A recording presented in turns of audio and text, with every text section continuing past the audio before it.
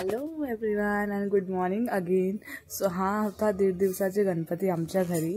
So त्याचा हा second day होता.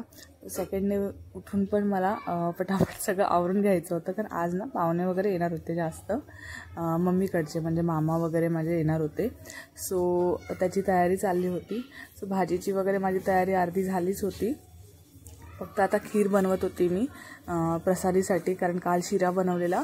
सो आज मला खीर बनवायची होती. सो खीर सिम्पलच होती पण खूप टेस्टी झालेली. सो त्यासाठी पहिलं तर ना मी तूप टाकलं आणि ड्रायफ्रूट्स होते ते भाजून घेतलेले, म्हणजे भाजून घेतले पहिले.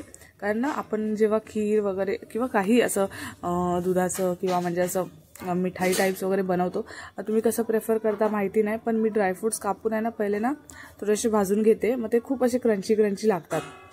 त्याच्यानंतर ते काढले भाजून मी, आणि त्याच्यानंतर आहे ना मी त्याच्यामध्ये तुपामध्ये भाजलेलीच शेव होती तरी पण थोडीशी अजून भाजून घेतली, कारण मार्केटमध्ये ते भाजलेली बोलतात, ती प्रॉपर भाजलेली नसते. सो त्यासाठी आपण थोडीशी ती भाजून घ्यायची. तर भाजून घेतच होती. साईड बाय साईड मी भाजीला पण फोडणी देत होती.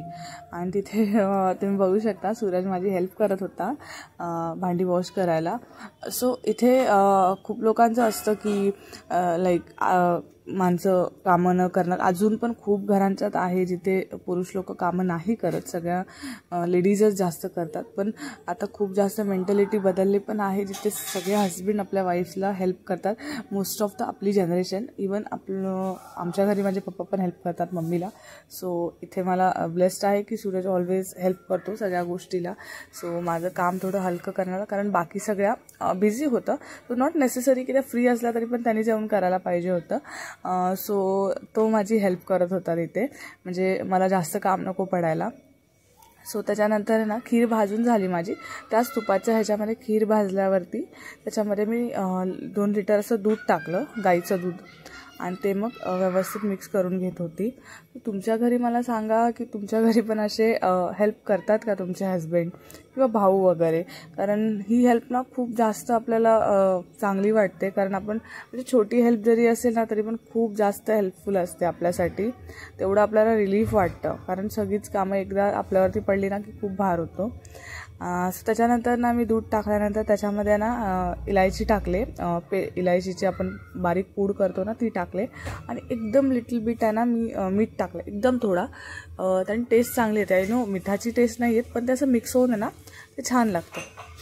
तोपर्यंत इथे ह्याचं पण आवरून झालेलं सूरजचं सगळं, आणि मग मी उरलेलं कट्टा वगैरे आवरून घेत होती. तिथे पप्पा मध्ये काहीतरी त्यांना सांगायचं वगैरे होतं, ते सांगत होते. सो ह्याचं पण अर्धं काम झालेलं, पसारा वगैरे सगळं झालेलं आमचं क्लिअर करून. माझी खीर पण झालेली. त्यानंतर सगळे पाहुणे येत होते, मामा वगैरे आले, स्माईल कर, सगळे पाया पडून घेत होते.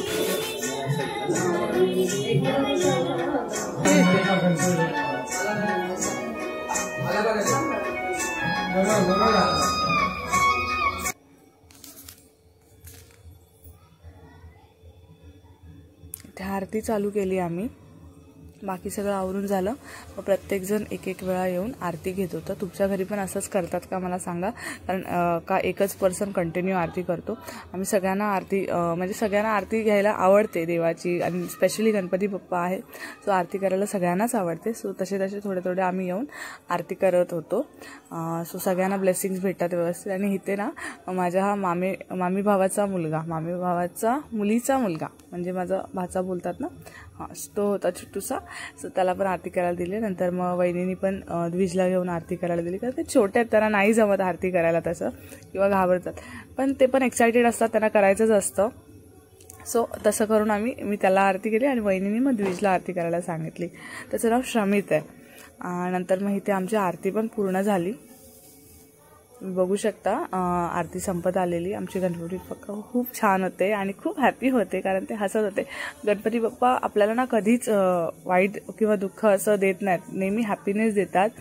आणि टचवूड की त्यांचे ब्लेसिंग्स एवढे चांगले असतात ना की ते आपल्याला नेहमी अनुभव येतो त्याचा. आणि नंतर मग इथे मी बाप्पाला जेवण झालेलं त्याचं नैवेद्य देत होती. नॉर्मलच जेवण बनवलेलं मी, पुरी भाजी, भात डाळ, आणि मग आज ॲडिशनल खीर होती, आणि मम्मीने मोदक पण परत आज बनवलेले ते दाखवत होते. इथे सगळे जेवायला बसलेले. सगळ्यांना जेवण माझं खूप आवडलं, सगळ्यांनी खूप एन्जॉय केलं. आपल्याला हेच हवं असतं की आपण जे बनवतो ते सगळ्यांना आवडायला पाहिजे. नंतर मग संध्याकाळ झाली आणि आमचे गणपती बाप्पा निघाले.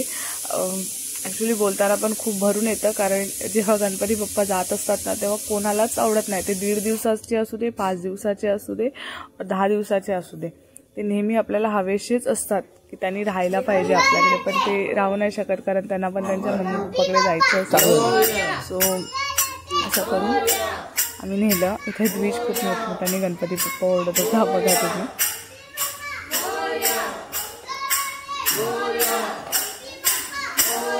बांगल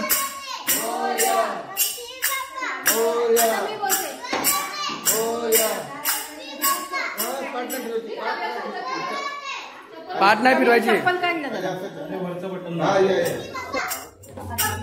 मोरया मोरया.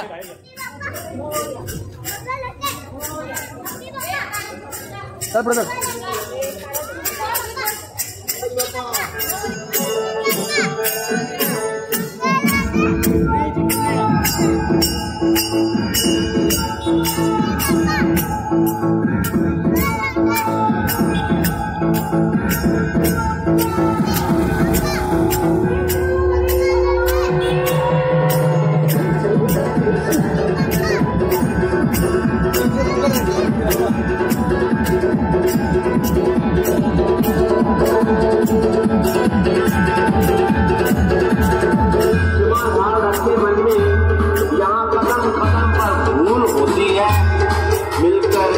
गणेश की पूजा दुआएं कबूल होती है। गणपति महाराज की जय।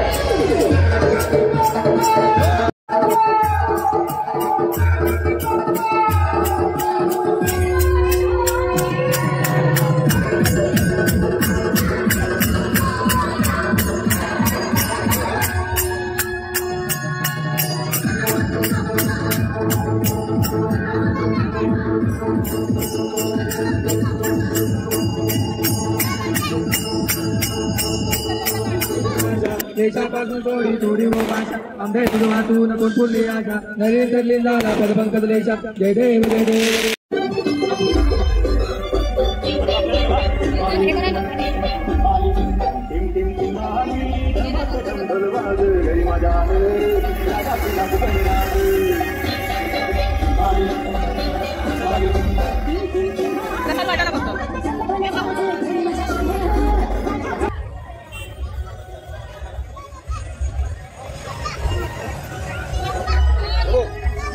ऐक ना ते कंटी निकाल दो.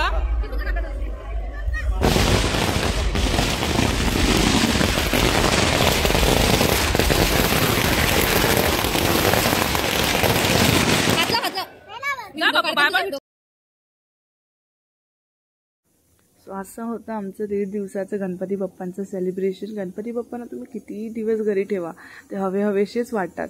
सो अशा प्रकारे मग आम्ही गणपती बाप्पांना सोडतात त्यांच्या घरी, त्यांच्या हातात दिलं आणि त्यांना बाय बाय केलं. खूप जास्त मन भरून येतं, कारण ते एवढे लवेबल असतात ना, ते काही बोलणार नाहीत, पण खूप जास्त छान वाटतं. तुम्हाला व्हिडिओ कसा वाटला ते नक्की सांगा आणि चॅनलला सबस्क्राईब करून जा. Bye bye.